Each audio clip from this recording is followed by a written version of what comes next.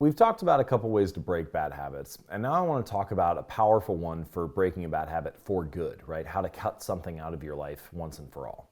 And the idea here is that we are coming back to a concept that we've talked about in a previous lesson, which is identity-based habits. And I remember identity-based habits is about the core of your identity, the type of person that you believe that you are, and how that impacts your behavior.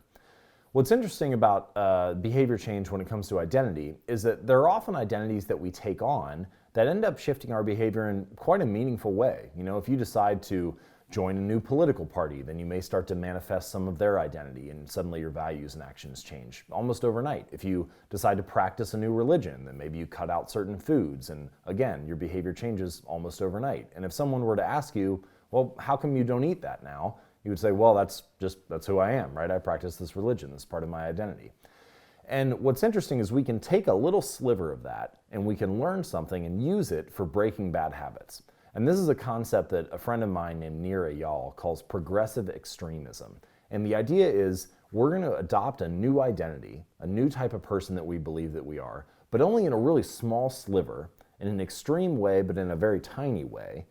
And then we're going to progressively move that line forward. So for example, let's say that you were considering becoming vegan or vegetarian.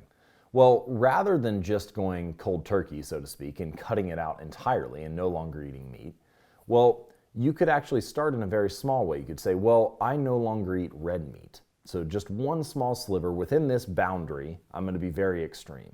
And you do that for, say, a month. And then after that month, if you like it, you say, well, now I'm no longer going to eat red meat and poultry. And so now we've cut out, beef and chicken, for example. And so again, within this boundary, you're going to be very extreme, but you're not telling yourself I can never eat meat or I can never eat animal products yet. And then you continue to move forward. And after another month, you say, well, now I'm going to say I don't eat red meat, I don't eat poultry, and I don't eat fish.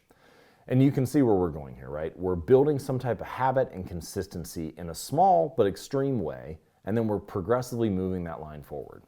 So let's take another bad habit, like eating too much candy or sugar. Well, you could start by saying, I no longer eat candy before 10 a.m. That's, the small little boundary, and this is within this zone, I'm going to be very extreme. I never do it. It's just part of my identity. Why don't you want this candy at 9 a.m.? Well, sorry, that's just like not who I am.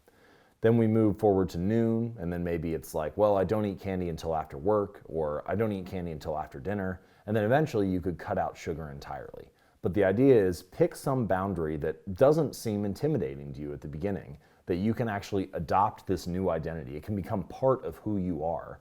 And then you can progressively move that extreme line forward.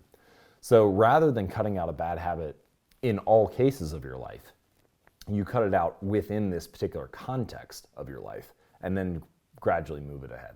So what I'd like you to do now is click on the worksheet below this video, write down a bad habit that you would like to break, and then come up with at least 3 different divisions for how you could progressively move that habit forward. The first one should be incredibly easy. It should almost feel like something that, I don't even need to define this. Do I really need to define not to eat candy before 10 a.m.? I rarely do it anyway.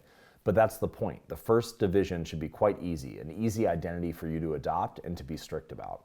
And then the next one, a slight improvement from there, and then the third one, a slight improvement from there.